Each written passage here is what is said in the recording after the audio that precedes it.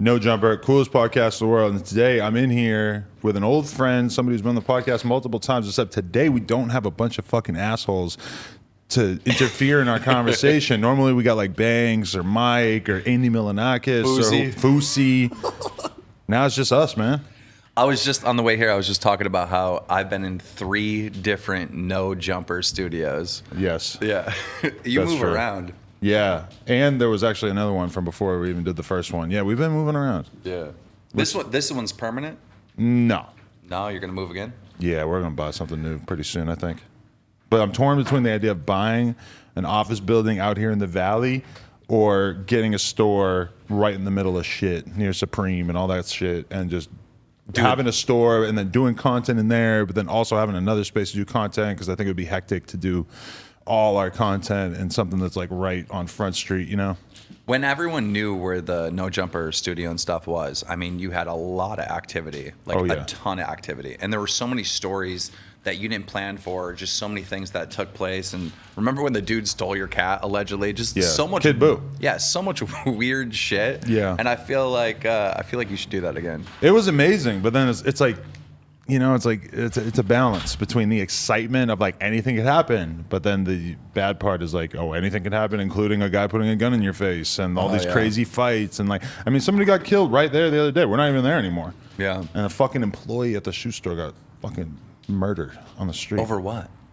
Allegedly over a raffle. Jeez. Sneaker raffle. That's insane. You're at an interesting point in your life because like the whole time that me as a fan of Drama Alert and everything, the whole time I've been aware of you, we've always kind of just viewed Keemstar as somebody who chose to live off in the hill, you know, and is far away from everything else, you know, not really interested in being like a part of everybody's social circles and shit like that, in his basement or whatever, filming his show, happy to be away from everything. And now we're getting like a taste of a new style of Keemstar. Well, every time I come to LA, I'm very social. That's true. You know, and then we get to see that side of you then, and then you go right back to Buffalo, and you're back to being a you know, insulated person. I feel like the reason why it's such a shock this time is because of the fucking pandemic, you know? Well, we had 2 years where I didn't come to LA at all, you know? Right. But the 2 years before that, you probably didn't really leave your area that much in general, right? Like 3 times a year I'd be here, yeah. Right. But no, I mean, I love it. Like, I really, really needed a vacation with everything. You know, my life has changed quite a bit recently. Right. And, dude, I don't know. So you becoming single Keemstar, was this brewing for a long time? Like, what was it that was changing that was sort of forcing this to be the case? I felt like me and my ex-girlfriend or whatever, we're more friends, you know, than, you know, like a relationship type thing. And, you know, it was just growing apart. And, I had to look at my life and analyze it. And I'm like, okay, so we're doing this for our kid. We could still be friends. We could all still live in the same house. I got 2 separate houses. I can give one to my ex-girlfriend so she can have her own life. I got this extra house for me where I can have my own life. We could just break up. And so we had a conversation about it. She wasn't much of a fan of the idea at first, but like, you know, she's coming around to it, and, you know, I needed to be single. Because it must be crazy to have a fucking 12-year-old where, like, you know, at some point as a parent, you transition from thinking of your kid like a baby to thinking like, okay, my kid is like kind of an adult now. They're going to be okay. Like maybe me being with their mother doesn't 100% matter in the same way that it did at first. Well, it was really important for us to all stay in the same house, like have a house that we all share together and the family doesn't like break up. Right. Like that was the main focus. And I feel like we've accomplished that, you know? Right. Is your kid upset about this situation at all? No. It doesn't seem like a big deal. Maybe she's just not, you know, explaining it or talking about it. But it doesn't seem like it's that big of a deal. She's just happy that we're all still together. Is your kid like a Minecraft kid? Or Oh yeah. Roblox kid? Really? All those? All those things. Every single day, her and her friends, they get together and they're online playing video games. Wow. That's so, every time I hear that, even though it shouldn't surprise me, it still kind of shocks me that that's just like the normal way of being for America's youth.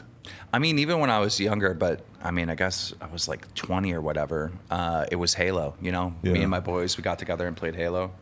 But yeah, it's so different from how we grew up, right? Because we would play, backyard football or basketball or whatever. Like, we had our own things, but kids nowadays, they'll spend all day on a video game. And I remember playing like Diablo 2 on my mom's dial-up and playing, against other people and sort of realizing like, oh, this game is already boring to me playing against myself on the PC. But as soon as I did the multiplayer shit, I was just like, oh, fuck. And then I actually think I got kind of lucky because my mom took the internet away for a couple years after that. So I was able to sort of like become more of a fully functioning human being without, because I honestly, at that moment in my life, I was just like, I am doing this every day, all day. Like, this is the only thing I'm interested in is just gaming hard. Well, even to this day, the video games I want to play are online, where I'm playing with real other players, I don't know what it is. Maybe like this really is a simulation, But that's what I keep thinking about so much with like just the more I learn about NFTs and this upcoming metaverse world. And I really started to draw the line between me being into Pokemon Go and like the NFT. Like NFTs are their own social network that is yet to be really fully developed, I believe. Interesting. Are you into the NFT thing or no? You're skeptical, even though you've seen your co-host FaZe Banks make like millions of dollars this month off it? I'm not skeptical. I know it's a great investment or whatever, but I just don't know enough about it. But FaZe Banks said something that makes so much sense to me. He goes, listen, as video games keep getting better and better and better, we're going to have different video games that are like simulations where virtual reality, you actually live in the video game. Right. When we get to that stage, how cool is it that you're going to have, I think they're called cyberpunks, like an original cyberpunk in your digital mansion hanging on the wall, and it's fucking real, and you get to show your friends. And, so I understood that aspect of it because we're definitely going in that direction. I spent $160,000 on a punk. When? A couple weeks ago. It was $80,000 like 2 days before we bought it. You're up, right? Not so much. It's pretty much flat. Banks tried to get me to buy a $40,000 one. This is a while ago. It's probably $500,000 now. It's like $500,000 now. I fucked up. Yeah. I didn't jump on it right away. Yeah, but I mean, it feels like, you could have said that 10 times over the past year about Dogecoin. Yeah. I'm like, oh, I'm fucked up that I didn't buy that dip. Well, it's so insane. I keep saying like there has to be a crash, right? There has to be a dip. And I get pushback on that, but I'm like, is there anything that's always constantly went up? No, in any market. And I mean, there might be a few, but I'm way skeptical of a lot of the NFT projects, but I do think that when it comes to the punks, like there will be certain NFTs that are just the cream of the crop, and they're just viewed as like that's the top tier NFT to have. And especially like you can fractionalize the NFTs and buy like a little tiny percentage of a punk now, but I think that like certain NFTs are just going to hold value because they're going to seem like the most important thing. But this is a point I heard made though, is like if at a certain point there becomes other NFTs that seem much, much more valuable than the punks, like the example that they gave was if there's a Dallas Cowboys NFT, then that will probably be like dramatically more coveted and valued than the punks. And that would actually hurt the punks if there are just other, and it's kind of abstract because it's hard to imagine like why the fuck would a football team be an NFT? Right. We're probably losing a large percentage of our audience right now, but I mean, it's just like, okay, that's what I think. I think punks will always be the most valuable because they were the first, right? They were developed, I think, end of 2016, early 2017. Yep. This is way before anyone could even imagine an NFT, right? Right. And I think that's why they'll always hold their value, and they're fucking cool. Like, I should have jumped on it. I fucked up. Yeah. But were you a Bitcoin guy? Did you get much money off of Bitcoin? Yeah. You did? Yeah, I bought some in 2012 at $7.50, and I did very well. Really? But I got out at $2,500. Oh, and shit. then in 2017, it went all the way up to $20,000. Wow. So I missed a big jump. Yeah. But I got a big jump too. So right. But you were independently pretty well off before. Let me ask you that. Is it hard to give a fuck about YouTube money and stuff once you get to the point that you kind of feel like making $5,000 off a video is not going to really change anything, or it's not going to really even change how you feel about how you did that month? I don't know. I look at everything like a video game, right? So the money, it's not, I need this money. it's like, I want to get that money up. You know what I mean? I want to get the high score. I want to get the views up. I look at everything that way. I think you have to if you want to be successful. That's really smart. That is how you have to think of it. You can't like get bored enough to not care about your video. You know, if it's between your video making 10 grand and 12 grand, it's like you need to actually care about getting 12 grand instead of 10 grand. Like, I'm on vacation right now and I don't need to get back to make money. I don't. But I have this anxiety, like, oh, my numbers are down because I haven't uploaded in a week. You know what I mean? And I feel like you have to have that in social media to keep driving you, because you can get lost in the sauce. I mean, we see it all the time. These small YouTubers, young YouTubers, excuse me, they start getting their bags and they start just fucking around, partying, whatever, and they stop focusing on their fucking career, and next thing you know, it's gone. For years, you had Scarce as your muse, pushing you to do as good a job as possible because you had a little young, attractive whippersnapper barking at your heels. Yeah. Now I don't know what the motivation is. The T channels, making sure Def Noodles doesn't take your spot. I don't think they ever will. There's so much competition with all them. I mean, there's so many of them. It's insane. Right. But what is your read on that? Like, does it ever make you feel like, what is the position? Like, what is Drama Alert's role when you have 5 million other channels who are basically trying to do the same sort of thing? I don't think any of those T channels or drama channels are seen as like fellow YouTubers amongst the stars, if you will. And I feel like I am. Like, I have access to literally everyone, you know? And I don't think anyone's going to get to the point where they do have access like I do. It's interesting because that was one thing that I recall you saying, was that Def Noodles was kind of fucking the game up, because all these stories that you would be working on developing so you could give the full story at the end of the day on Drama Alert, if you have somebody who's got a big following and they're just sort of blasting out all these stories all the time, all day on Twitter, you know, that could help somebody build up their name, but then also, like, you know, it's tougher to monetize when all these stories are already fully fleshed out on Twitter throughout the day.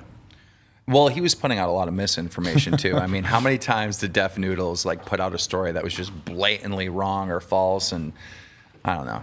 That's pretty crazy though. They has Twitter taken down and decided to basically ditch the Def Noodles persona on YouTube. I wish I knew more behind the scenes of what happened, because it feels from the outside looking in, the dude like a hitman squad on the internet went after him to take him out. Right. And he hurried up and got scared and changed his whole persona. Like, what? Like, what happened? Like, losing the Twitter just shocked him so much that he just was like, you know what, this whole thing is a bad idea.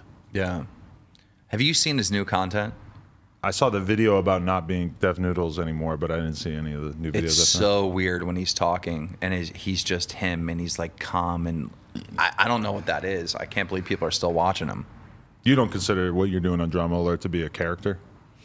Oh, I would say, you know, I mean, I'm talking right now like just normal, but when I'm on there, I'm like, what? You know what I mean? Like, when I first saw Drama Alert, I remember that like really standing out to me as like the intro was like the craziest thing that, like, you know, the first few times watching Drama Alert, that is just like the whole thing. It's like, what the fuck is he doing? What is this crazy opening?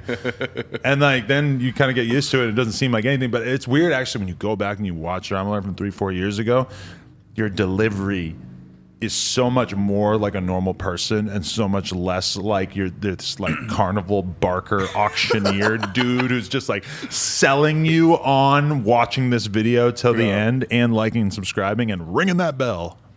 You know, it's crazy when you look at anyone's older content, how much they changed and how much they learned and how much they've grown. And I think on Drama Alert, I guess my main focus always is do not click off this fucking video. You're going to watch this to the end. And I've been able to maintain about 70-75% retention on a 10-minute video. They'll watch for 7 minutes, 7 minutes, 30 seconds. That's always been the goal. You frustrated with YouTube not necessarily like pushing your channel or allowing it to grow the way that, you know, maybe it allows other channels to grow? I think drama channels as a whole, I think we all got hit pretty hard. And I heard, you know, that, you know, YouTubers were complaining that, you know, on YouTube you would search like, let's say Adam 22, Keemstar, whatever. and they wouldn't get our videos. They would get some drama story about us. And I feel like YouTube did something to like nuke all that and like hide our content. And really, when you're searching that name, get the actual creators who name that is like up to the whoever's looking for it. And I think that's what really slowed down Drama Alert.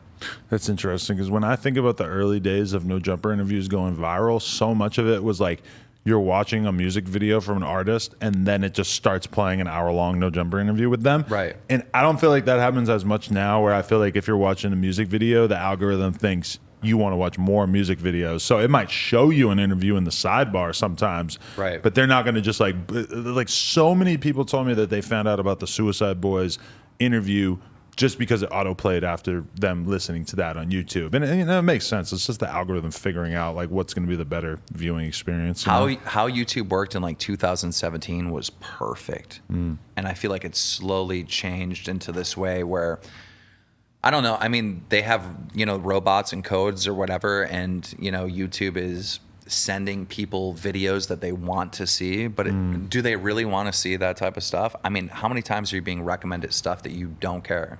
Happens to me all the time. But do you ever go onto an account that you haven't watched thousands of videos on and see what it recommends you and see how much less personalized to your interests it is? Because my YouTube will tell me about random shit that sort of links back to something that I'm like 0.01% interested in, but it'll be a video that's really viral in that realm. Like they know, like it knows that I don't want to watch every skate video, but it knows that if there's like skate videos that are doing really well, that I'll watch it.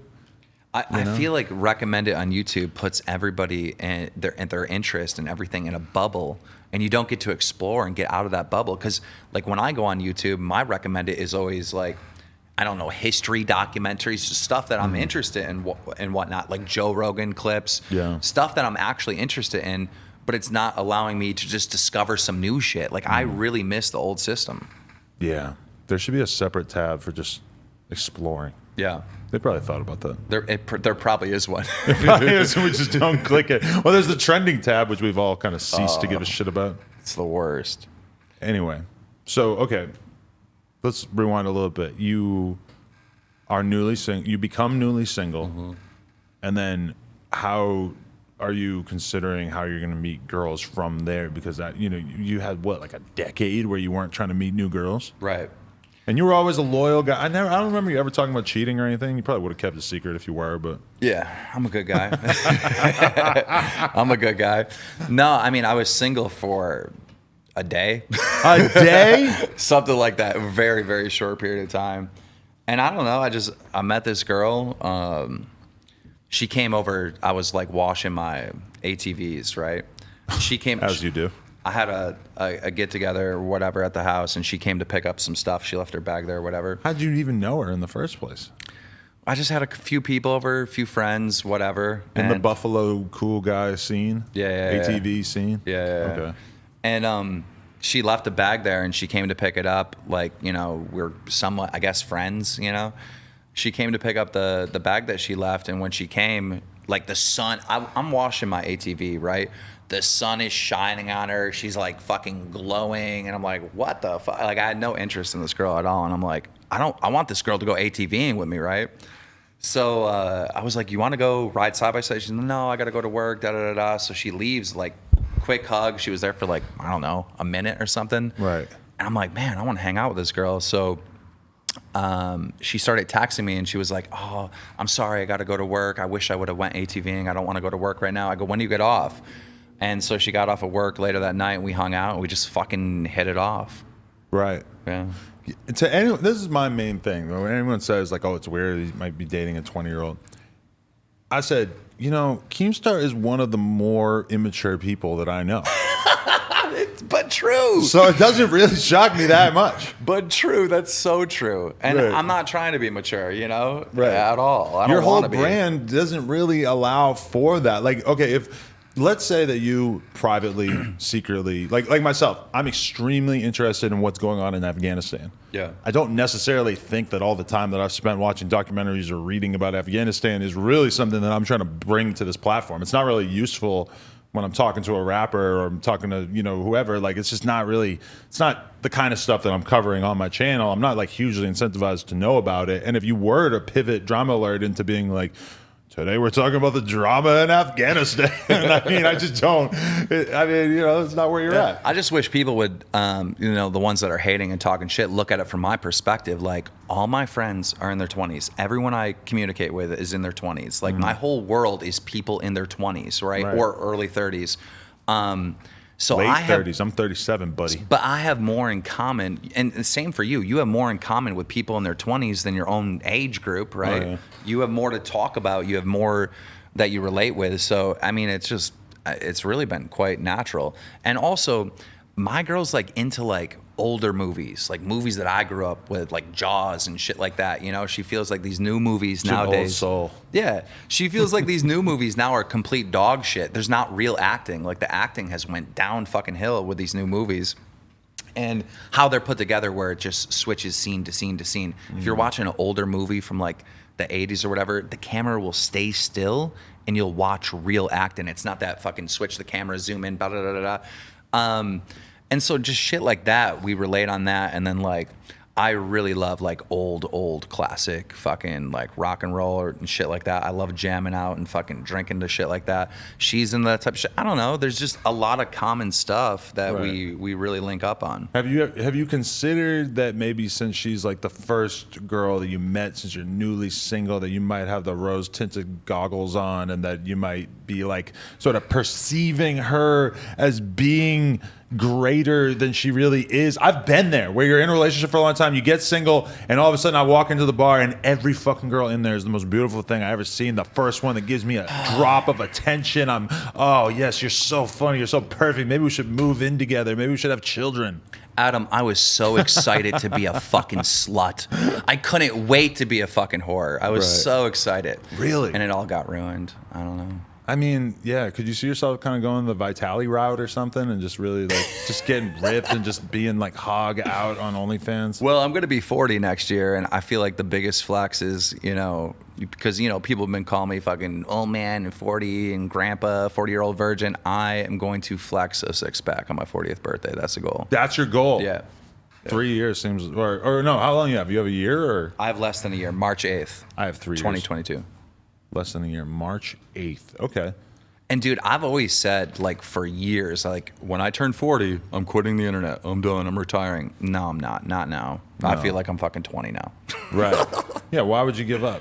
Yeah. I mean, but you've always kind of battled that. I remember when you were talking about, like, I want to bring in young blood for Drama Alert because sometimes I feel like me reporting on all these 12-year-old TikTokers is kind of weird. I need to bring in, like, have you thought more about that since you made that statement? Like building out more of a team or a media company type vibe? Because like Drama Alert, as big as it's gotten, still kind of is like, okay, it's Keemstar and he's in this room and he's telling you what's going on. Like if I have to do that if I ever plan on selling my brand, right? Yeah. I have to hire people. I have to expand. I have to make it bigger.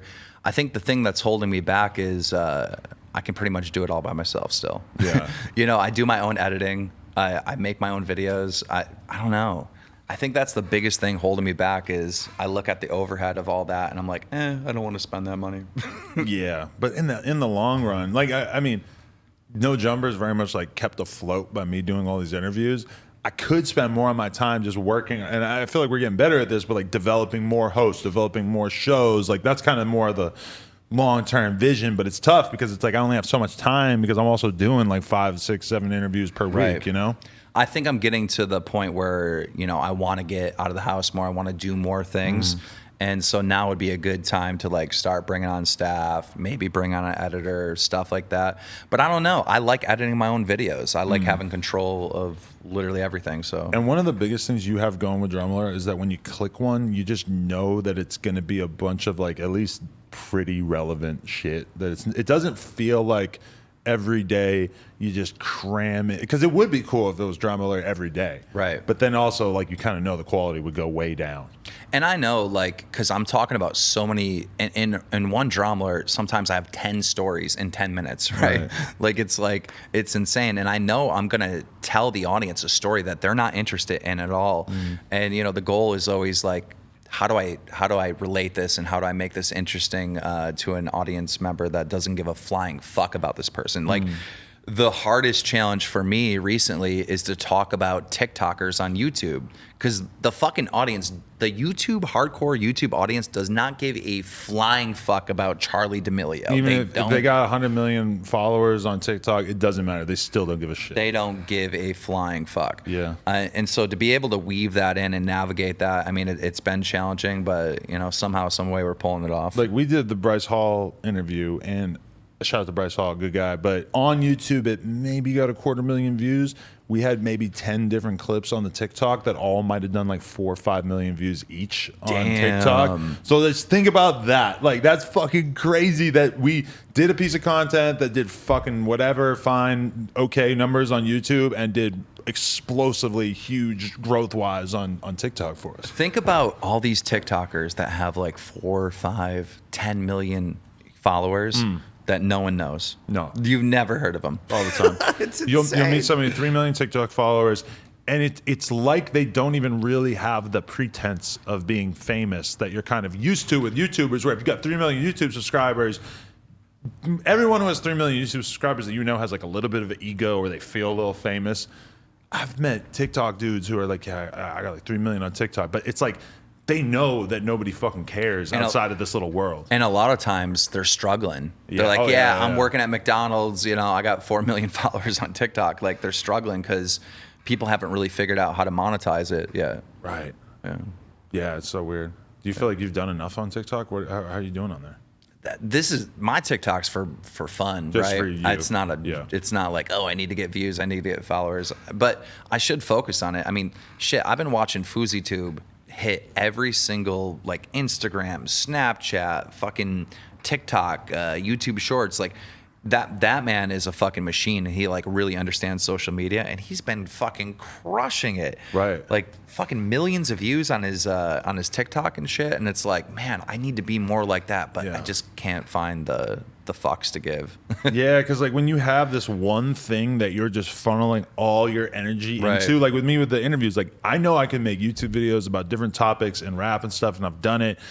I know that I could do, you know, all kinds of vlogs and like going to different places and making videos and stuff. But when you're doing enough podcasts as I'm doing, it's just kind of at a certain point, it's like, bro, I don't have enough fucking energy to do this many interviews and then go run around all day trying to get a good vlog going. You know, it's like at a certain point, you kind of got to just throttle yourself a little bit. I mean, I have a lot, you know. I have the Drama Alert, and then I have the podcast, and you know, multiple different fucking companies and things that I'm fucking working on. It's like I don't have time for every little fucking thing. I've been trying to be more active on TikTok, Instagram, all that. Right. But you know, I'm not like Trisha, where I can just fucking sort of bark into my phone all day and just get millions of views over and over, and it's like the most natural thing in the world to her to just unleash her thoughts all day. It's insane. You know, Trisha came on our podcast. I did see this. It caused a big controversy. And after the fact, her and Ethan were fighting, and she made 25 TikToks, 25 of them. Each one of them racking up like 500,000 fucking views. Right. Like, and it's insane. Like, how? It seems like such a bizarre place for it. Like, isn't that, if you want to talk for that length, shouldn't you just make a YouTube video, which she does? I fuck frequently? with it. I actually respect it. Because she does. She makes her YouTube video. Right now, her YouTube isn't doing that well because the H3H3 fans are going and slapping dislikes on it and everything else. And really? Yeah, they go there, they slap a dislike and leave, and it fucks you up on the algorithm or whatever. So she goes to TikTok, where she can just vent all that fucking out in 25, you know, videos, and people actually watch and listen. It's crazy. It's insane. What a time to be alive. Okay, so how do you feel about basically this argument? Like, I mean, do you still feel like you're sort of like relishing in this W of you getting H3H3's videos taken down? Yeah. Is that pretty much how this happened? Did you reach out to YouTube and say, look at these videos, they're harassing me, they're inappropriate, they're clearly going against the term of service, like something should be done about this? Well, what my enemies keep saying is that I flagged his videos. I didn't go through YouTube and click the little flag and this is why I'm reporting. No, I didn't do any of that. I uploaded a video and I tagged Susan, the CEO, and I tagged Team YouTube, and I said, this is fucking bullshit. Because YouTube came to me and they're like, you can't send horse pictures at Ethan. All right, you got to stop this, or we're going to kick you out of the fucking YouTube partnership program. Right. And listen, guys, I know everyone's going to say, oh, you were doing that to imply that, you know, his wife looks like, no, I heard he liked horses. I was sending him pictures of horses. I'm allowed to do that, right? Why are you saying this as if anyone's going to believe you? Apparently I can't, though. But, you know, YouTube's like, no, stop. So, okay, I stop, right? And the entire time, this motherfucker's making videos about me nonstop and just getting nowhere. Keemstar's this. He uploaded a video, and the title of the fucking video was, "Should we deplatform Keemstar?" Like, it's just been a nonstop attacks from this guy, and I feel like he got frustrated because he's not getting results. I mean, his whole argument is Keemstar's a bad guy, Keemstar's an asshole. That's already my reputation. Like, are you changing any minds with that? I don't think so. Right. And he's getting nowhere, and he's getting frustrated, and he's just saying shit about me that is so fucking over the top, and I have a muzzle on me. I can't fucking troll him. I can't bully him. I can't pick on him back. Because remind us before, what happened that, what video did you get removed, or how were you punished on YouTube for something you said about him initially? Oh, this is so stupid. I uploaded a video, which was, oh my God, now I can't remember. I can't remember either. It starts with a G. What is his name? That's driving me insane. Anyhow, somebody made this big exposed video on H3H3, and it was really good, and it got taken down by YouTube because there's a scene where they have shotguns and they kill like a fake Ethan or whatever. This, yeah. So I re-uploaded that to Dromler, and we edited that whole scene and replaced the guns with plungers and made it like this funny like skit thing. And YouTube still said, oh, this breaks the YouTube's terms of service. We're taking it down, da-da-da-da. They gave me a warning. And ever since then, you know, I've been on thin ice with YouTube. Like, I've had to behave. I cannot bully and, you know, talk shit about fucking Ethan. And I really haven't been. Just because you're scared of getting another strike? Well, they told me I can't. They Right. told me we're going to kick you out of the. I mean, this could result in you getting kicked out of the partnership program if you send pictures of horses at him. Like, that's what they told me. Right. So I just play by YouTube's rules. Obviously, this is my whole identity and fucking career. And at the same time, this motherfucker is going off fucking nonstop. And it's like, why is there two sets of rules? He uploaded, listen to this, he uploaded a video. He had this fucking Keemstar puppet, right? He uploaded this video and he's like, fucking the Keemstar puppet. This is on YouTube. I'm like, what? You can't fucking do that on fucking YouTube. Right. Like, what is this shit? And then recently he uploaded a video and was like, yeah, Keemstar's got a little dick or something. His dick doesn't work. Also, I'm just thinking to myself, I'm like, what the fuck? Ethan Klein publicly said on his podcast that he's on antidepressants, and the side effect is his dick doesn't work. Right. Do you know how I would love to fucking go off on that? I would have a million bits on that, but I can't. But he's saying this shit. I mean, think about, like, if I were to upload a video saying a female creator has a loose pussy, it's like throwing a fucking hot dog down a hallway. Like, my channel's gone. Like, what the fuck? You can't do this shit. So, you know, I got frustrated that there's a different set of rules for Ethan Klein. So I made this Twitter video complaining. But then, like, after like a couple hours, it was starting to like go viral, my Twitter video. After a couple hours, I'm like, I'm kind of getting on good terms with YouTube. I want to maintain that. So I deleted the Twitter video. And then out of nowhere, they fucking took action like 3 days later. Right. What was the thing that went over the line? Was it basically saying that a relationship between two consenting adults was equivalent to pedophilia? I think it just resulted in like bullying, harassment. Like, you can't fucking be talking about, oh, this guy's dick doesn't work, he's got a little dick. Like, you know, there's shit that wouldn't fly on anyone else's channel. Yeah, and what's weird about it is that you know, because we've been paying attention long enough to have seen H3's career unfold, and you know, early on, a lot of those videos that he was making, I guess I could see that some of those would maybe not fly in this day and age, where, but not so much. You know, when he was like picking on like pickup artists and stuff like that. I mean, that seemed like it was genuinely funny, and it wasn't really like mean spirited. Then you see him with frenemies that it's sort of like slowly became their thing, that it's like, okay, we're gonna really zero in on each person that's being canceled each week, because there's no shortage of people that are getting canceled, whether it's James Charles or Keemstar or whatever. We're gonna really focus in on that, and that, you know, that's not gonna get you kicked off the platform because that's seen as righteous, and you're, you know, calling attention to abuse and stuff like that. But then with you, it's like, it's kind of bizarre that they didn't necessarily realize that they were just the content was essentially just becoming like bullying. Yeah. And, you know, because it's one thing if you're really like calling out someone doing something wrong. It's another thing when you're basically like assuming that Keemstar has no dick.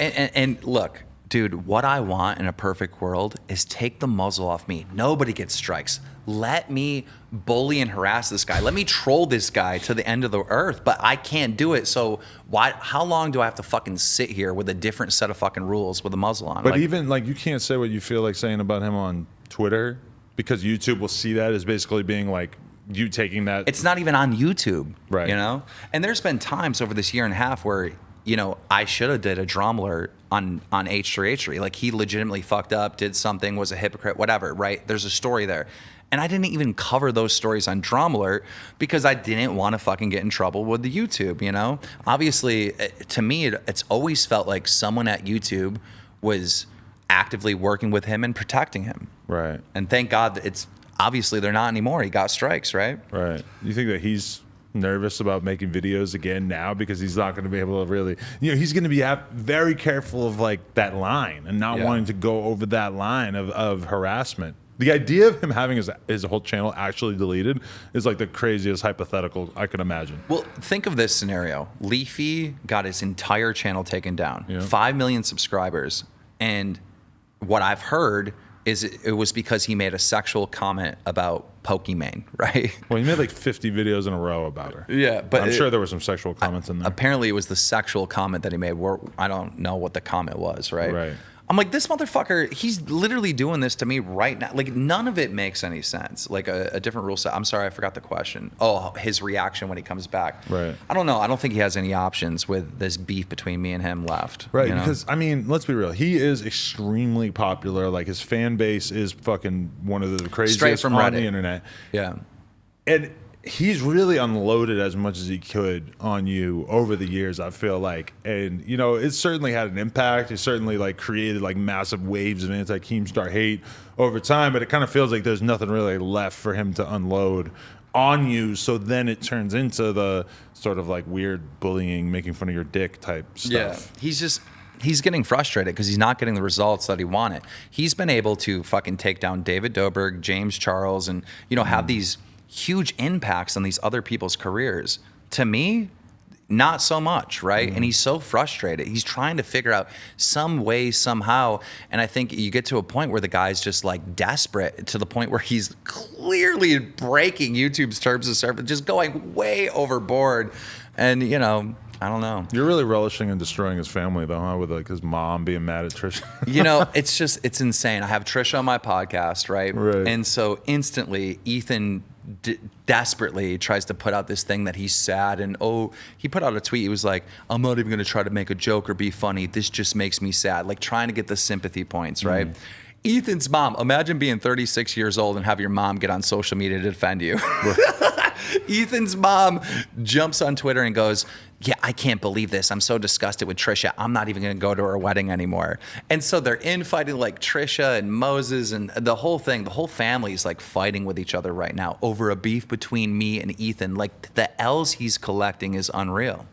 I wonder if that is going to be somehow patched up by the time the wedding actually comes around. Because the idea that you could be influencing the guest list at the wedding so much, I mean, it's hilarious, but also kind of sad, right? Yeah. It's so sad, Ethan. Like, there's no win for you. It's just all L's. I don't see any way this guy wins. I really don't. I offered him peace. I made this like evil fucking Twitter video, like a super villain. And I said, "This is your third and final shot." Like, I did. So, do you ever get the vibe that Gila's kind of like not down with some of this? That she's sort of just like sick of her life being this constant drama fueled, like it kind of, I get that idea sometimes, and I'm like not watching every fucking episode, but it kind of feels like she thinks that this is ridiculous too. I don't know. I met Moses when Trisha came over, and it feels like, I don't know, they're just like really chill, laid back. Like I don't think they just care as much as Trisha or Ethan. Moses seems like the most fucking laid back dude on earth. Oh yeah, which makes it very confusing. Like, well, you've just really signed up to be on this fucking roller coaster every day by dating Trisha, like, and marrying her. Yeah. But we never hear from him. He's just the silent player in this whole thing. No, very cool, calm, collected. Yeah, I mean, I don't know. Sucks we can't do OnlyFans with Trisha anymore. I don't know. I don't like talking too much about their family because, you know, that's a whole nother thing. Oh, look, he's bullying my family. Like, nah, I wish you and your family the absolute best, Ethan. But does it kind of suck that you can't make a drama alert right now because you're out of town and you would obviously love to be latching onto as much of this clout as possible? It sucks, but at the same time, it's like, dude, I'm on vacation and I'm trending like 2 days in a row. Like, Right. you know, it's cool. So when the episode isn't out yet, do we know when it's coming out? It's coming out tonight at midnight Eastern. I asked for the advance copy, said Spotify would never let it happen. Ooh. That's what you said. Yeah. Yeah. They won't. Give me an idea, since the episode will already be out by the time this episode's out, even though we're going to rush it. But what was discussed? We talked about so many topics and like just bang, bang all over the place. And we ended up bashing Ethan a lot. You know, Ethan has some flaws, and you know we've all experienced them firsthand. Ethan and Banks have had beef. Trisha and Ethan have had beef. Obviously, me and Ethan have beef, and so that was the one common thing that kind of connected all of us is, you know, us criticizing Ethan. So, you know, we talked about many different topics, but that was, I would say, the core of the conversation. Right. Did she, like, for me, it's hard to imagine how she goes from calling you a predator like a week ago to being cool enough to sit next to you and have a conversation. And she defends it on Twitter by saying, you know, I believe in having conversations. I can sit down with somebody that I'm not cool with and talk about ideas and stuff like that. Like, from your perspective, is it a little hard to take her serious when she's calling you a predator one week and then trying to be cool with you the next week? I absolutely never take anything Trisha Paytas says serious because she's a 2010 YouTuber. Like, she's a troll. She's a troll. She understands, like, look, I'm going to talk about this. I'm going to have this opinion because, you know, this is going to garner views and attention, right?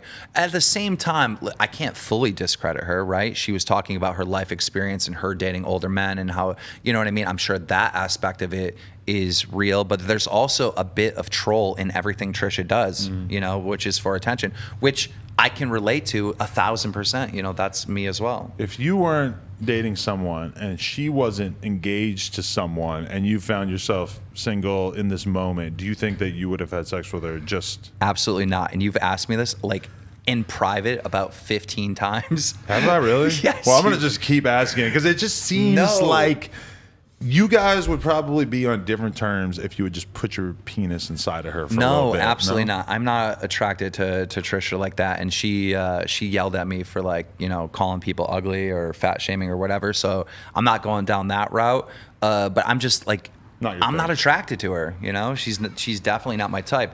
But we connect on an old YouTuber level. You know, like I really understand Trisha Paytas better than most people on the internet because I've been around and I know the era in which she's from. Right. Is Shane going to come back? You think that Shane can come back successfully? Like, this is a whole new world for all the canceled YouTubers. Like, can James Charles really, like, make a full-fledged comeback? No, James Charles will never be back to his to where he was. Shane Dawson may. Shane Dawson's like very, very talented, you know, in the content he puts out and his delivery and whatnot. Yeah. And look, I know he's got a lot of criticism on some of the later documentary series that he's done, but I've watched every single one and I've enjoyed them, you know, so he can definitely come back. And, you know, the rumor on the street is that he is making a documentary about, you know, Free Britney and this whole situation. And so, you know, obviously that's a trending topic. It's something that people are interested in. So I think Shane makes a full recovery 100%. Yeah, I guess like a big part of the question is just like how likely it is that people would like I think Shane being able to make great content about other people, for sure I can see him coming back into that role. The question is if people will like love him personality wise the way that they did before. Like he had a birthday post on Instagram and I commented happy birthday, like at least partially to just make it clear I still fuck with this guy. Like, I don't give a fuck about him being canceled. I'm going to say happy birthday. When I'm scrolling through the comments on that, I'm not seeing a ton of big names in there. Right. No, I mean, I still fuck with Shane. I can't wait till he comes back. I can't wait till he's making content. At the end of the day, he did a lot of fucked up shit that's a decade old, right? Right. You guys supported him, you watched him, you were fans of him, you were stans of him, and all this shit was in the open. It wasn't hidden. Yeah, I don't even think he did anything that fucked up. I think he had a edgy sense of humor 10 years ago. Oh yeah, he gives a fuck. The shit back in the day, like 2010, like 2012, like everybody's comedy and everybody's like shit talk and all that, it would never fly today. And when you take something from an era and you put it in a new era with new rules, like it's stupid. It's a waste of your fucking time. Yeah. Why bother? I feel like Shane is probably like one of the more unfairly canceled people. Yeah, he did do some fucked up shit though. I mean, some of the jokes were kind of fucked up, but I don't think he actually really like sincerely himself did anything fucked up, right? It was just a bunch of bad jokes. Well, he had a lot of bad jokes because of his, the way I understand it, and I'm pretty sure this is all public, like he was molested or something, right? He had some type of sexual thing that happened, that kind of fucked with him, and how he dealt with it was this edgy humor type stuff and always making jokes and stuff like that, which is obviously like a bad way to deal with it, but he was popular then. When he was doing all this fucked up shit, right, he was getting millions of views. And that to me means you don't get to cancel him for that shit now. If everybody was okay with it, then you don't get to cancel him for it now. Everybody was okay with it in that era. And just like me, my old trolling videos, right? Everyone was okay with everything I was doing and saying all this fucked up shit in that era, but they then take it and like put it in 2020. Oh, look at Keemstar saying this horrible stuff on Xbox Live. You know what I mean? Like, it just, I don't know. It's just so not fair, and it's, even if I don't think the joke is funny, I just like refuse to think that somebody should be canceled for a joke. Even if the joke seems unbelievably funny, removed, 10 years removed. It's like if they were trying to be funny, why take those words and judge it as if it was a sincere statement of their belief? A lot of it is also these fucking breaks. Like, I don't understand the fucking breaks. A YouTuber gets canceled and they're like, that's it, I'm leaving, I'm out, right? You canceled yourself. What the fuck? Like, don't leave the game. Yeah. Jenna Marbles did not have to leave. Absolutely. Carson didn't have to leave. James Charles didn't have to leave. You think James Charles didn't have to leave? Or I think it was so hot for him that he had to kind of fall back. From my perspective, it doesn't matter what you do. I don't fuck with James Charles. I think James Charles deserved to be canceled. But from like the business mind of it, he didn't have to leave. No one has to leave. When you're under fire, take advantage of it. People are going to hang on every single fucking word. You don't have to leave. I don't think James Charles had it in him to be a Keemstar. No, maybe. To really embrace that hate and just fucking roll with it, that takes a certain kind of person. Yeah, but what happens, right? James Charles, everyone in the world is talking about him. He leaves, he comes back, he gets one little hype, and now, like, I haven't heard James Charles' name in reference to any content he's done since he's been back. I guarantee his views are not doing that hot. Not hot like they were, especially because when you look at, like I remember I interviewed James Charles years ago, it was like, there was such an energy around him. Like, this is going to be the next big YouTuber entrepreneur. He's doing such crazy things with the makeup, etc. That there was like such a buzz around him. And that, he could be a YouTuber again for sure. He could get 1 million views and upload for sure. Yeah, I agree. That's not what we're talking about, because James Charles was supposed to be something gigantic. And that's the thing that's kind of hard to imagine him getting back to. James Charles was a legitimate celebrity, right? Like, he'd make videos and he's just calling the Jenners on FaceTime, like pranking them, fucking with them. Like, he was networked through. All those videos with Kylie, yeah. He's a legitimate celebrity. But when you take a fall like that, there's no coming back. He's not getting back. And if he does come back to that, it's going to be like, we're talking like 5 years out. It's going to be take a long time. Which is so bizarre. Yeah. For just, granted, like him talking to underage boys is fucked up and everything, and he should have known better. Well, there was a warning. He got fucked up. Yeah. He got fucked up with like a 14-year-old or a 15-year-old or whatever. He got catfish, whatever. Still, he was sending stuff and you broke the law and whatever.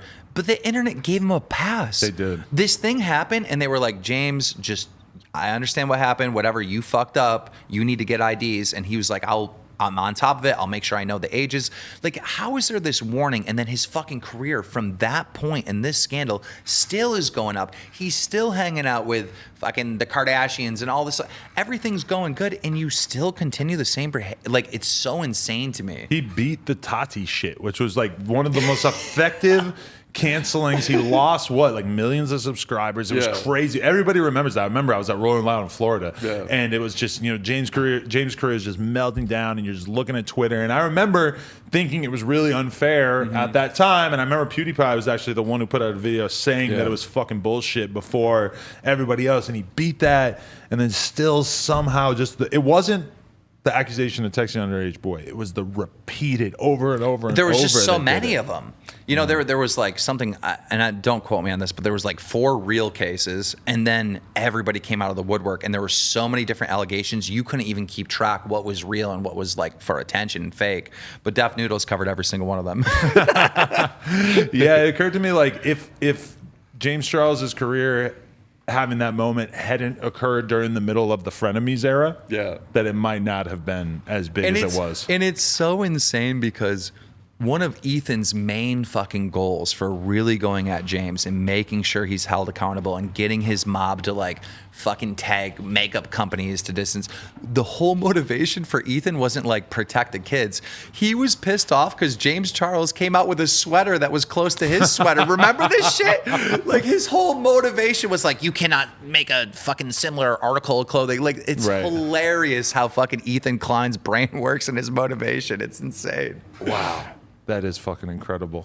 And the same thing with David. The reason why David got it so bad is because fucking Trisha had beat. Like, dude, this is it's hilarious. But it ends up like that they get canceled for these like real accusations or things that are rooted in actual offenses. But then when you really trace it back, it's like everybody getting canceled really stems from some petty personal grievance. But if I want to think about what happens to James Charles and what happens to David Dobrik if there wasn't this previous beef with Trisha and Ethan, like how exactly would that turn out?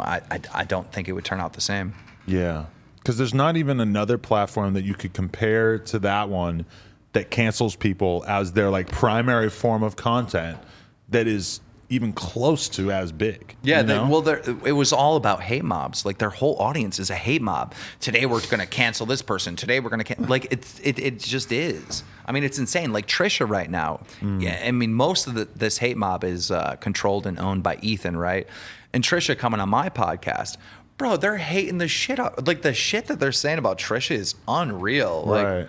But Trisha, at the end of the day, kind of has like the most durable public image because of the fact that she's done so many fucked up things over the years. Right. Whether it's the fucking, she had some N-word shit, right? She had the MAGA hat. She had like, like just over and over and over throughout the years. Like it's kind of probably the most unbelievable thing is that even for that period of time that she was the head of the cancellation committee. Yeah, didn't she change genders like 5 times? I'm reading this, dude. I read this article about her in Insider or whatever, and they're calling her them the whole time. Or like they went to the movies, and I was having such a hard time comprehending it, but it kind of clicked. Like, oh, it's just her. Yeah, it's confusing. It's so bizarre that they like are taking that. I don't even know if it feels like she takes that serious. She's a troll. What about the Chris Chan guy? Everybody's respecting his pronouns as well. Oh my God. Have you been following him throughout his career? I haven't. Like this story came up and I started looking into it and I was like, should I cover this on Drama? And it's so fucked up and it's so weird. Like I can't see me fucking getting ads on any of these videos. Right. You'd have to like really not say all the things that basically were going on with all that. He's fucking his mom. He's like, what? Oh my God. And his mom, who has dementia and is basically like, completely incapable of making the decision to be involved with this. Fuck. It's just, it's that story is just a whole fucking, that's a Netflix series. I can't wait. Right. When I was looking into it, someone goes, hey, there's a lot of research on this one channel. There's like a 28 fucking part series. There's like each video is like an hour long or something. I did not watch those. And they're like, yeah, this is from like 2010 to like 2014. I'm like, wait, there's that many just in that time frame? Oh yeah, he's still making them each year with Chris Chan. What the fuck? Imagine spending that much of your life documenting this mentally ill person who's clearly just losing their fucking mind But on the I internet. think in the end, that guy that's doing all this, he's probably going to walk away with a big bag, because there has to be a Netflix series. There has to be something. Like, that story is so intriguing and insane. Yeah, but like thinking about what basically happened is basically just this like mentally ill person that the internet just kept trolling and fucking with, and like the internet sort of like joined together to drive this person insane. That happens a lot on frenemies. I was thinking, yeah, it's like there's got to be like a common thread here. Yeah, I don't know. I wanted so David, like it seems like he's made a better return to form than pretty much anybody. He's still making videos, still getting pretty comparable numbers of views. Well, a lot of it is guilty by association, right? Yeah. Like, he didn't do the main crime, right? He didn't do the main thing, Right. but he was there. He kind of organized like people being there. It's like It's a just lot of crazy that. how the most simple, basic actions get demonized once they're put into the YouTube court of opinion. Because, like, okay, nobody should be fucking a girl while she's passed out or way too drunk Right. to make the decision to have sex. But ultimately, like, even when David is getting harassed by that guy who's filming him at the airport or whatever, he's saying, who bought the alcohol? Who gave those girls alcohol? Bro, how many times in your life have you had some girls over and bought some alcohol for everybody to drink? Like this, this is so bizarre. The idea that because you buy a girl a drink, that everything that happens after that is inherently predatorial. Right. As a person who spent like a huge percentage of my life just going to bars and just buying girls drinks, and like Yeah. whether we slept together afterwards or not, I'm just like, this is so bizarre. The internet is so like disconnected from fucking reality. Yes. Like, how people actually think, like, whatever. I don't know. It's absolutely insane. On Mom's Basement, I was talking about my new girlfriend, and like me and Banks were basically having locker room talk about the whole scenario or whatever. And the fucking internet was losing. How you talk to this girl and da da da is so insane. Like, girls in real life, like, wouldn't fucking be, I don't know, triggered, right? The internet is not fucking real life. That's not how people fucking move and operate in real life. But what It's did you just so say different. with Banks on Mom's Basement? I listened to it. It sounded pretty standard. Banks kept on saying, "Oh, you're into some new cheeks. You're slapping some new cheeks or whatever." Again, Banks said this, but they always refer to it. Keemstar said this. It's so fucking insane. And so the internet was like, "That's so disrespectful." Da, da, da. My girl was right there when I was filming the podcast. She listened to the podcast, and she's not offended at all. Like, Right. she's just like, Like the idea that you can't use a humorous phrase for having sex. Yeah. Like saying like getting those guts or whatever. Yeah. Like frequently on the podcast, I'll just like use a more crude phrase for having sex than is necessary for comedic effect. See, that's your problem. You should have always called yourself a comedian. And then you have the that's ultimate what get out of Ethan. jail card. That's what Ethan has always tried to do. Self-proclaimed comedian. If you put that out there that I am a comedian, then that can definitely save you. If a I lot of put grief. that out there, then I don't think I'm, funny anymore. Nobody would buy it from Yeah. you anyway, because it's not really like your demeanor necessarily. No. You don't seem like you sit around and write jokes. Absolutely not. I mean, every drama lord I do, it's like pictures on a screen, and I just start talking. Definitely.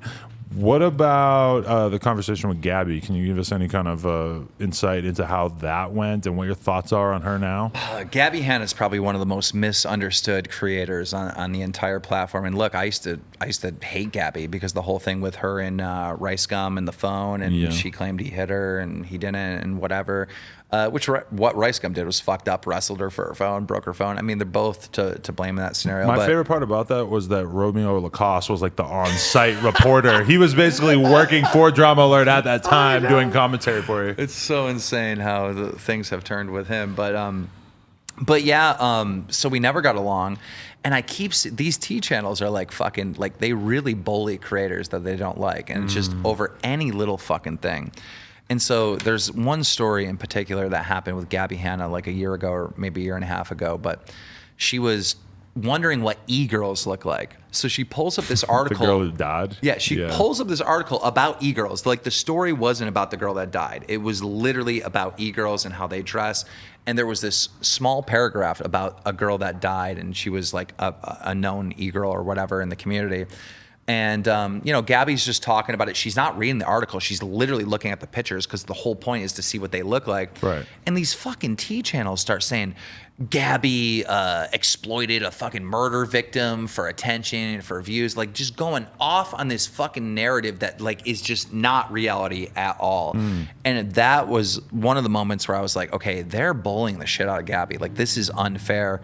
And the coverage of her in her own community is just so insane. And so now I'm starting to see like commentators from like my community in the whole gamer bro type section of YouTube. They're covering the story and they're finding out, oh wait, Gabby's innocent. Oh, Gabby's innocent here. Gabby's innocent here. So based on stuff like that, you know, me and Gabby, we became friends, and you know, we've been talking about a lot of this stuff, and I feel like the internet's like really trying to bully this girl to commit suicide. Yeah, it's like, honestly the vibe for sure. Yeah. it's so insane how fucking brutally mean they are, and they jump on anything. So I don't know. Me and Gabby became friends. I had her on the podcast. I mean, we talked about the same stuff that I'm talking about right now. And I really wish that the T channels would just give this girl a fucking break. You know, she's lost so much. It's weird when I look at Gabby because like I am friends with her. We're cool. I've been on her podcast within like the last year, etc. I sometimes see her saying things on Twitter, on YouTube that I'm just like, what the fuck are you thinking? Like, why would you say this? Why would you tweet? I can't even think of examples right now. But then you can acknowledge that somebody is flawed and also acknowledge that the way that she's being covered on YouTube It's insane. It's almost like they've created like a fantasy version of her to just project everything that they hate onto. Absolutely, absolutely. And here's the other thing. These T channels and the people that cover her nonstop, they're like, you know, pro mental health and mental health awareness. Gabby What a load of shit. Gabby is clearly has been going through a mental health crisis, and they are bullying the ever living shit. Like, they don't research any stories, and they create a fucking false narrative to make her look as bad as possible. Like, what the fuck is happening? Gabby started fucking with them and like posting pictures of her cross-eyed or whatever, right? Because they're all saying she's insane and all this other stuff. And there's like these T channels that are, again, pro mental health are like, she's crazy, she's lost her nine, Gabby's best breakdowns. Like, what the fuck is this? It's so strange, the hypocrisy in these communities. Yo, them honestly feeling like they can say that they are like concerned about mental health with a straight face when they just clearly exist to destroy people, but they just want the validation of thinking that that person deserves to be destroyed. That's kind of like the whole thing. It's like, okay, once we've found one infraction that we can use to justify ruining your entire fucking life, then that gives us the justification. But it's not any different than bullying when you were in high school and shit. It would be like the girl who has her life ruined in high school was the girl who, you know, said one mean thing to the popular girl, so then the popular girls felt like they had every right to ruin her life. I saw that happen over and over and over throughout my life, you know? One of the most insane things happened on Ethan's podcast, right? He's fucking going at me saying that the boogie thing, right? No. Okay, because that was crazy. We'll talk about that. That's crazy. But to stay on this mental health thing, he's going off and he's pulling up. I had so many bad takes on mental health. I like honestly, truly don't understand it, don't get it to this day. But I'm trying to learn. I'm trying to be better, right? Because I just don't get it. But I had so many bad takes on Twitter on mental health, and he's fucking roasting me, and he's going in like Keemstar's a horrible person on mental health, all this other stuff, right? I guess fair criticism. And then he brings up the Etika thing, which is over the top, and his criticism on that is just fucking a false narrative that he created. But again, the whole point of him saying this is that I'm bad with mental health. Fucking 10 minutes in the same episode, he goes on to talk about doing an award show, and he goes, we should invite Gabby Hanna on for the biggest YouTube meltdown. 10 minutes later, in the same podcast, I was fucking dying. I mean, this shit's unreal. Yeah, I mean, you can't just like, but the people use mental health as a shield to protect themselves from valid criticism. But then people also like will claim that they care about mental health and be so eager to destroy somebody and use that as a tool to attack someone. And I mean, I feel like you should be able to have a conversation about somebody having done something fucked up on camera and not take it to the extreme of trying to ruin their entire life. Right. Yeah, if you want to talk about that boogie thing, I mean, this is so funny. I mean, listen, like, Ethan has his fan base. He has people who love him. You cannot watch the clip of him clearly thinking it's all good for Boogie to be fucking a 20-year-old and then take him ranting for 2 hours about Keemstar fucking a 20-year-old. And like that should be the moment where you're like, oh, this is all wrestling. Like, this is all theatrics. None of this is real. None of this is real. The guy is a phony. But I mean, to give the audience a little bit better context, Boogie went on H3H3, Ethan Klein's podcast, I want to say like 2 or 3 years ago. And Boogie's 44 years old at the time. He's dating a 20-year-old. And Ethan's like, there ain't nothing wrong with that. You do your thing. She's legal. Everything's good. I, at 39, start dating a 20-year-old, and I'm a creep. He said everything to the point of pedo. Like, everything up to the line of fucking pedo, that I'm taking advantage of her, that all this other fucking weird shit. And like you said, you can't watch those clips and not understand like fully that this guy's a fucking phony. That clip really kind of just, I mean, I don't know how you take, but I wonder like his stands, are they capable of admitting that that's crazy hypocritical? No, it's a cult over there. They've all got together, that fan base, they've all got together and went to war. They're a hate mob, right? They're brothers in arms. We're going to go cancel someone. You know what I mean? They're not fucking going anywhere. His little cult will be there for a while. But I wonder where Trisha goes from here. Oh, dude, Trisha can go anywhere. Whoever Trisha decides to launch a podcast with, it's going to be very, very successful. The reason why Trisha doesn't do well on YouTube is because it's a constant stream of Trisha Paytas, right? She has her hardcore fans that will watch it, but it's too much for the average person. You need, for peak entertainment, you need Trisha Paytas, and then you need someone to play off of. And the conversation back is pure entertainment. She just needs another person. Right. Because, okay, do you remember when we had Selena Powell? Real quick, I volunteer. Trisha, if you want to make content with Keemstar, we'll break the internet. That's a great idea, and especially if the content is intercourse based. But do you think? So do you remember? I'm not going on OnlyFans, Trisha. Guys. Sorry, Moses. This is just how it's going to be. But so do you remember when we had that girl Selena Powell and the other girl Eliza, and we had them having a show, and they did maybe 3 episodes on here. Yeah.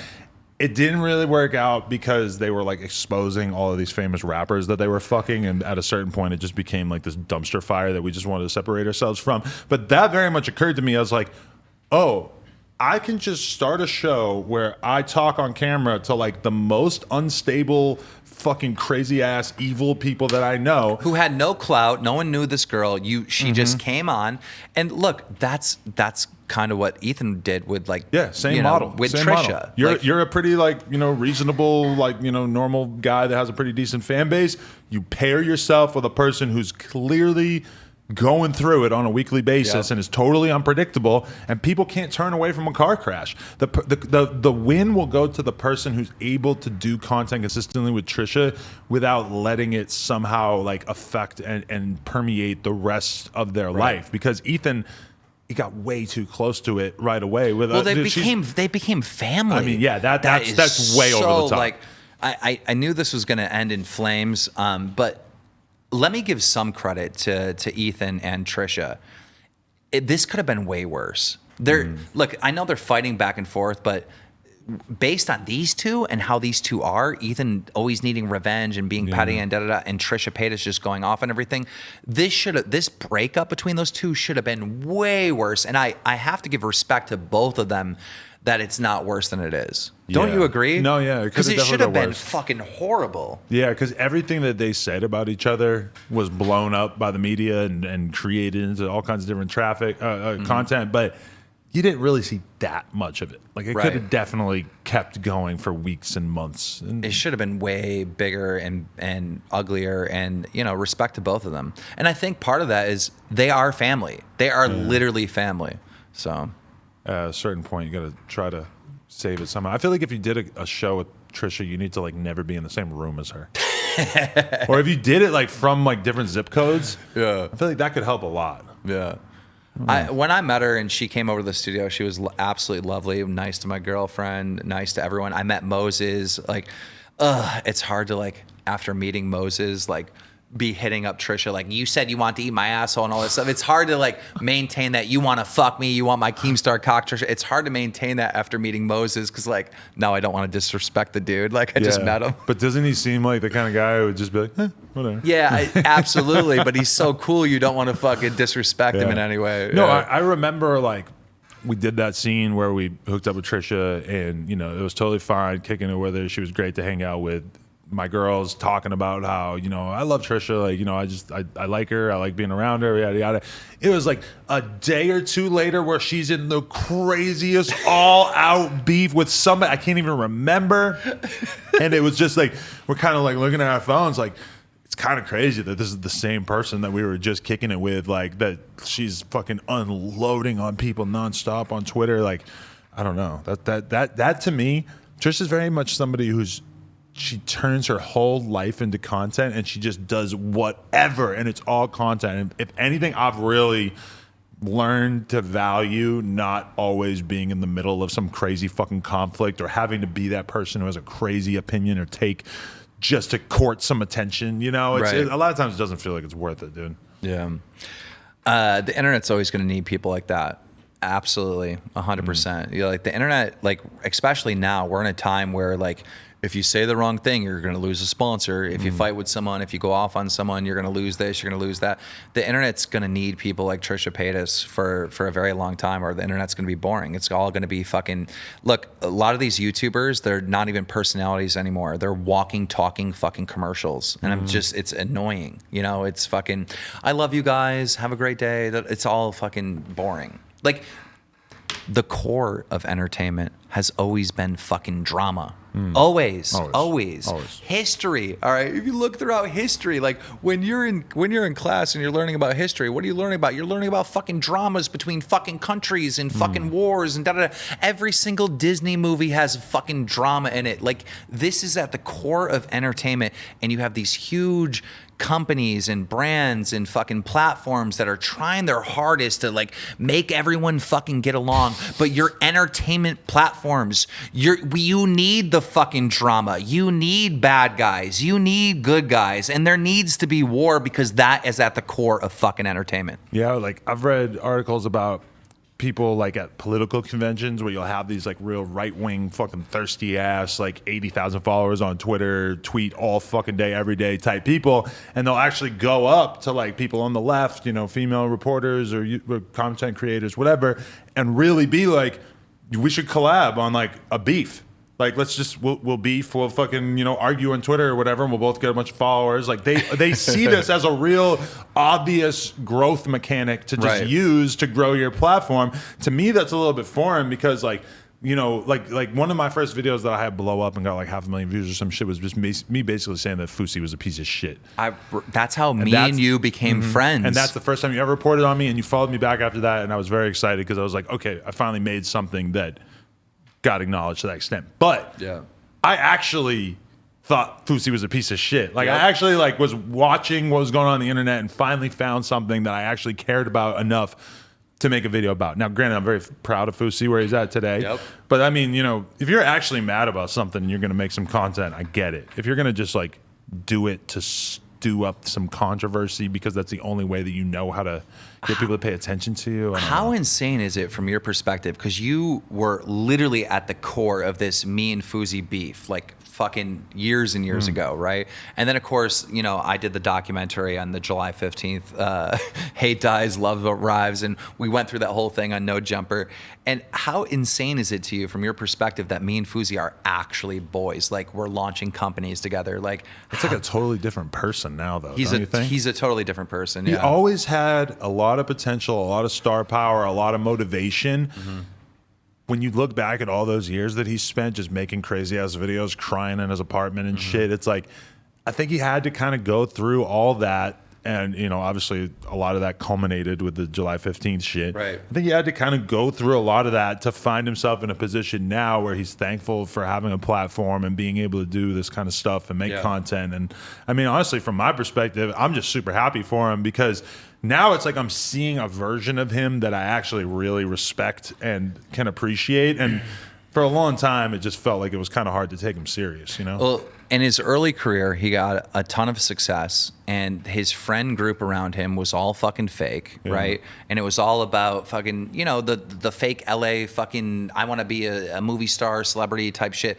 Like, that was the world that he fucking succeeded in, right? And it didn't make him happy. He was fucking lonely by himself. He didn't go out and socialize and actually like fucking like talk to normal people and make friends. And like, he just wasn't being his authentic self. And I feel like the Fousey now is getting closer and closer to who he really is. Like, he doesn't he'll talk to fucking literally anyone and make friends with literally anyone.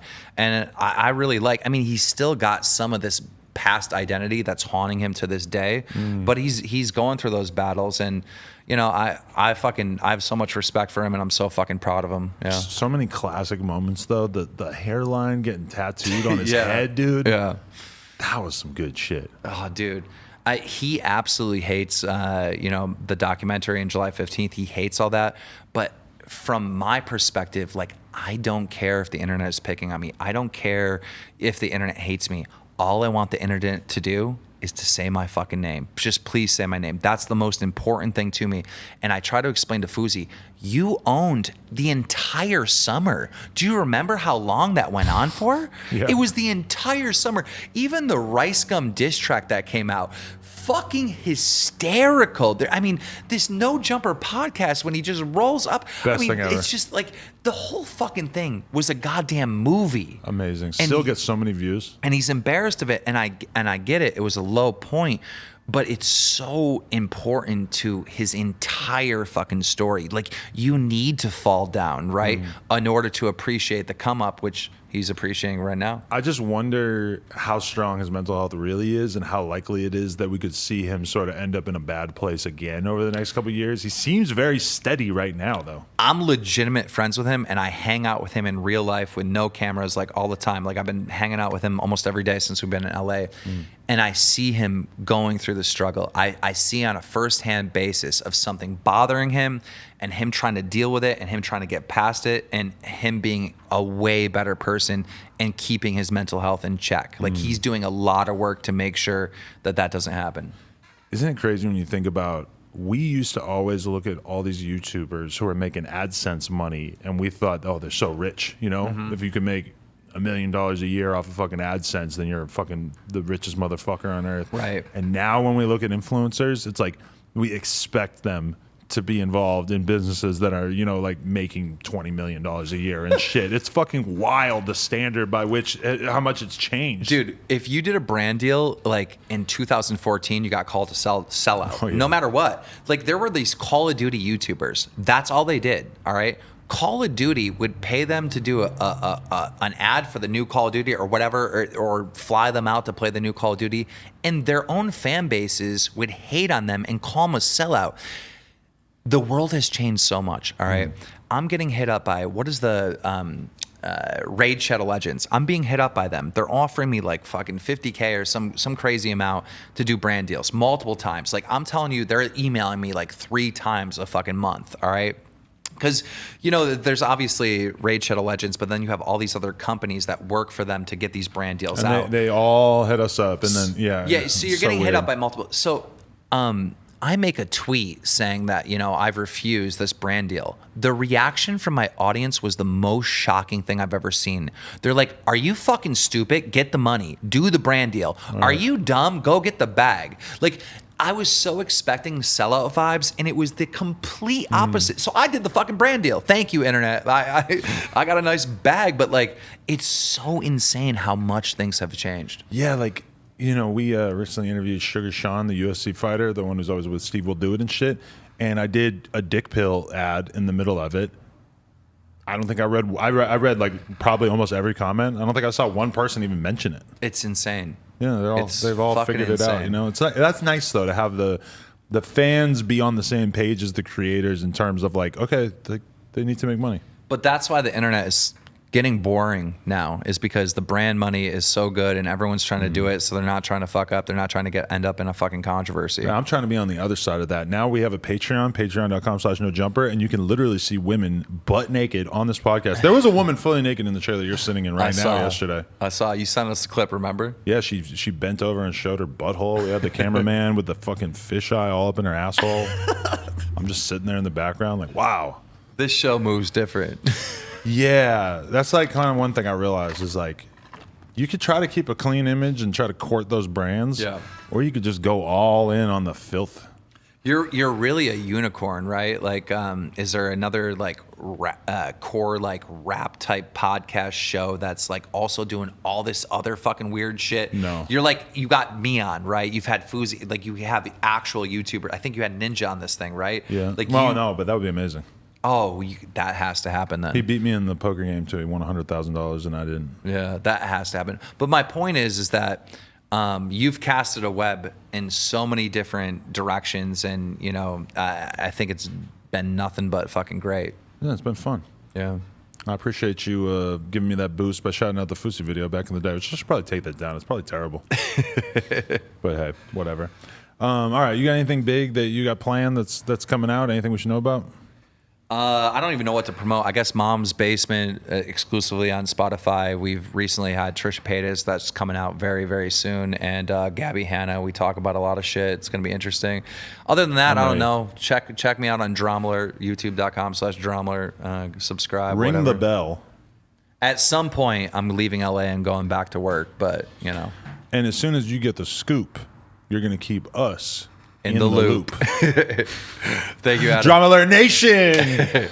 Keemstar, YouTube, No Jumper, Patreon. It's on the screen. They probably already ran it. OnlyFans as well, I guess. Like, comment, subscribe. NoJumper.com if you want to support. Appreciate you, Keem. Thank you. My man.